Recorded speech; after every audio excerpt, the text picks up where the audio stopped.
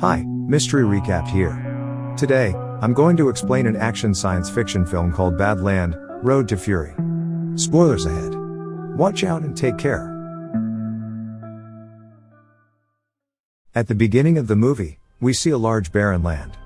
A young man named Jerome Holm narrates to us that he hasn't seen this land when it was green, but his father has. Years ago, it used to be home to several farmers who grew wheat and grains on it.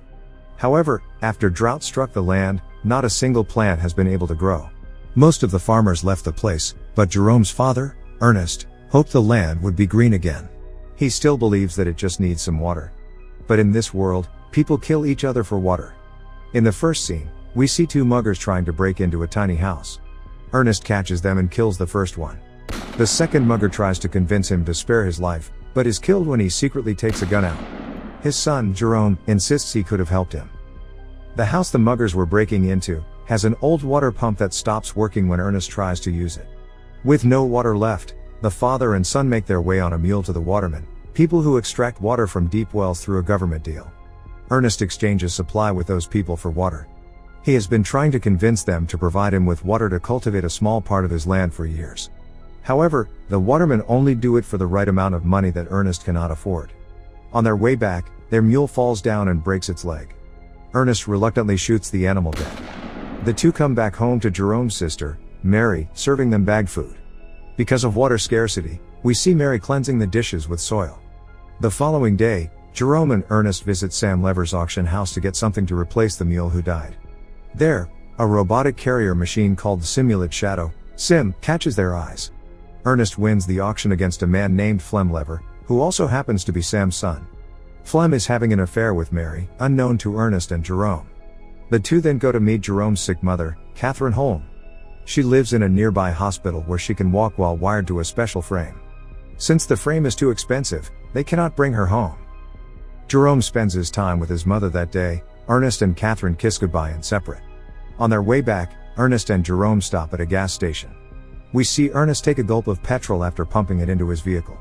The two encounter a couple with a young baby, begging for water. The father, Robbie, wants to sell the baby because they cannot afford to take care of him, but Ernest advises against it and tells him that he'll help them with water. Robbie knows of Flem and Mary's affair, and hints Ernest towards it. At home, Ernest confronts Mary about her sneaking out frequently, but she claims that it is her freedom and tells her father that she hates him. She tries running away, but Ernest locks her in her room and nails her windows shut. One morning, Ernest and Jerome wake up and notice that their robot, Sim, is missing from its shed. Someone had stolen it. Ernest assumes it was Flem and goes to his house, but finds out from Sam that he has left with a truck that morning for the mountains. Ernest then goes looking for him to the watermen, but they knock him unconscious. When he regains consciousness, it is already night. The watermen accuse him of stealing their supplies. Ernest insists that he didn't steal them, but their leader, Caleb, attacks him. They fight for a while, but Ernest manages to get his hands on his rifle and run away from there. On his way back home, he discovers Flem sleeping on the road with Sim by his side. It is clear that he had stolen the machine and the waterman's supplies. Ernest points the rifle at him, holds him hostage, then ties him to the machine. He wants to take Flem back to the waterman to prove his innocence. On their way, Flem makes comments about Mary, which angers Ernest. After walking for a while, both of them get thirsty.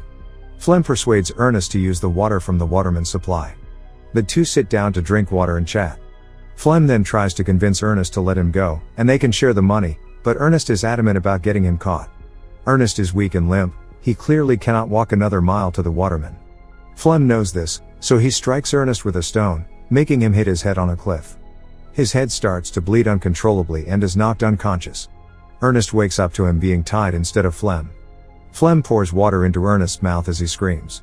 Later, we see Flem arrive at Ernest's house in his motorbike to take Mary. She happily runs out to him. Ernest still hasn't been home, so Jerome goes out to look for him. He finds the machine alone on the way. When he reaches the watermen, they inform him of Ernest's death. Everyone assumes that it was caused by the machine. In the following scene, we see everyone mourning Ernest's death at his funeral. Later, Catherine and the kids cry in her hospital bed. When they come out, Flem picks them up in his truck. After Ernest's death, Flem has now become the mentor of the family. He calms Jerome down as he hits Sim for killing his father. Later, he tells him that Mary is pregnant with his child and that he loves her. Jerome accepts their relationship. Later that day, Flem goes to the watermen and talks to them about sending water to Ernest's land. Caleb laughs at his idea, but gets defensive when Flem blames him for Ernest's death. Flem also shows him a knife with Caleb's name that was found with Ernest's body. Scared to be accused, Caleb agrees to divert water to their field. Everyone is happy when the land gets its first sprinkle of water. Flem works day and night to grow wheat on the land. A few months later, they are fully grown. Flem gets married to Mary and currently lives at Ernest's home with Jerome and Mary. One day, his father, Sam, with some men from the bank approaches their house, threatening to take the land because of Ernest's debt. The debt is too much for Flem to pay, so he takes the machine with him and approaches his friend Robbie that night. He knows about Robbie's intention to sell his child, so he persuades Robbie to come with him, just to see how much a baby can be worth. However, when they reach there, Robbie realizes that Flem has secretly made a deal with the people to sell his baby. The people try to take the baby away, Robbie resists it and is shot dead by Flem. This causes a shootout between the dealers and Flem runs away with the money. However, the robot, Sim, is shot and damaged. This activates the auto mode in the machine, which causes it to return back to its manufacturer, Calvin Hoyman. The following day, Flem pays the bank from the money he sold the child with. Jerome assumes that the money came by selling Sim, so no one suspects anything. In the following scene, we see Sim limping its way back to Calvin, who lives across the border. Calvin calls the number inscribed on Sim and reaches Holmes' residence.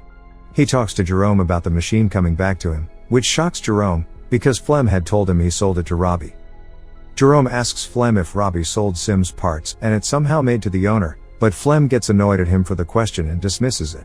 Then, he tells them he is going to meet his mother that evening, but instead he plans to cross the border to meet Calvin, the manufacturer of Sim. Later, he reaches the border, but the guard stops him because he is too young to cross it. A girl named Anna calls him over and tells him she knows a way he can go to the other side. In exchange for money, she puts him in a vehicle with chickens and sends him over.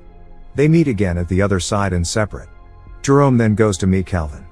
There, Calvin shows him all the functions of the machine. He also shows that the machine's eyes are cameras that were made to capture the slope for reforestation. The camera has captured all that the machine has seen. Jerome plays the recordings and sees his time with Ernest. As he goes through it, he is horrified to see that Flem was the one who killed Ernest. That day, after Ernest had gained consciousness, Flem tied him to the machine and set its destination to the waterman. The machine had dragged an injured but alive Ernest to his death. By the end of the video, tears roll down Jerome's eyes. In the evening, he returns home but doesn't confront Flem about anything. One day, Flem and Jerome are hunting deers, after which Jerome keeps the rifle with him, hiding it under his bed for the future. At breakfast, Jerome tells Flem about Robbie calling him. Flem is surprised and accuses Jerome of lying, because he knows Robbie is already dead. Later, Flem receives a letter, written by Jerome as Robbie. The letter asks Flem to meet Robbie at the same place he has killed Ernest. He is confused by this, but he decides to find out whether Robbie is still alive. Later at night, Flem tells a pregnant Mary that he has to go out to sell something. Mary wishes him luck and asks him to come back soon. When Flem reaches the place, he calls for Robbie. As he walks, he falls down a pit and breaks his legs. He lies there calling for help, when Jerome appears in front of him. Seeing him there, Flem takes a sigh of relief and asks him for help. However, Jerome stands there with a rock in his hand. Flem realizes that he knows everything that happened and apologizes to him, claiming it was just an accident. He begs him to spare his life for Mary and their child, but Jerome doesn't listen.